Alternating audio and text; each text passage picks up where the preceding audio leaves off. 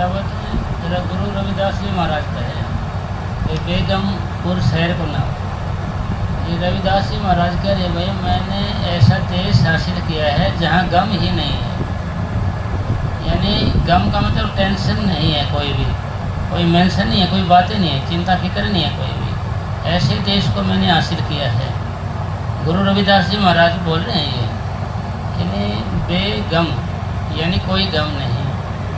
जो हमारा रूहानी सफ़र की 5वीं मंडल सचखंड है, सचखंड, उसकी आखिरी स्टेज आती है अलख अगम अनामी, यानी अलख अगम, यानी उस मंजिल को गुरु ये रविदास जी महाराज ने प्राप्त किया है।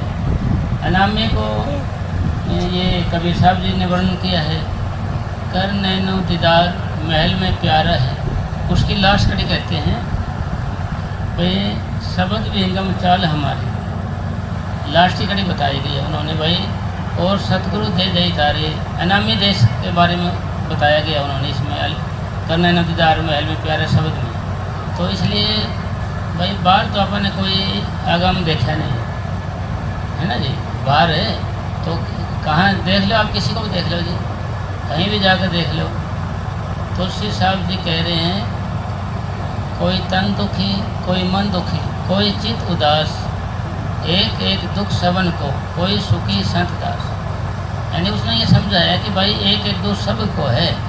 फिर सार जो निचोड़ एक नियम मतलब एक खास बात क्या लेना चाहेंगे, गुरु रविदास जी महाराज कह रहे हैं भाई वहाँ उस देश से पहुँचो आप, मैंने वो देश को हासिल किया, आप भी पहुँचो। वहाँ दुख सुख नहीं है, मतलब ना तो दुख का बेरा है ना सुख का पता है। कोई आदमी ने वो कहता है कि जी जैसे ये लिखे नहीं सुख दुख का है, वहाँ कोई जान माल कहानी का है, कोई और का है, टैक्स का है, कुछ नहीं भाई। ये सब चीज़ें हमारा मन सोचता है, मन भाई आदमी सोचता है कि जी अगले देश में जाके भी कहीं यार घास फूस तो नहीं घेरना पड़ेगा, या दूध तो निकालना पड़ेगा, या घास तो डालना पड़ेगा, या काम धंधा करना पड़ेगा, या मजदूरी करनी पड़ेगी, या मकान बनाना पड़ेगा, या टिकटें काटनी पड़ेगी।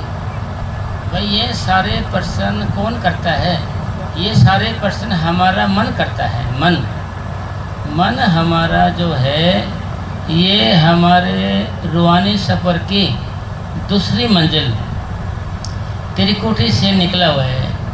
यानी त्रिकुटी में इसका रेजिडेंस है, इसका निवास स्थान है, इसका किसका कि ये ब्रह्म की अंश है, ब्रह्म की।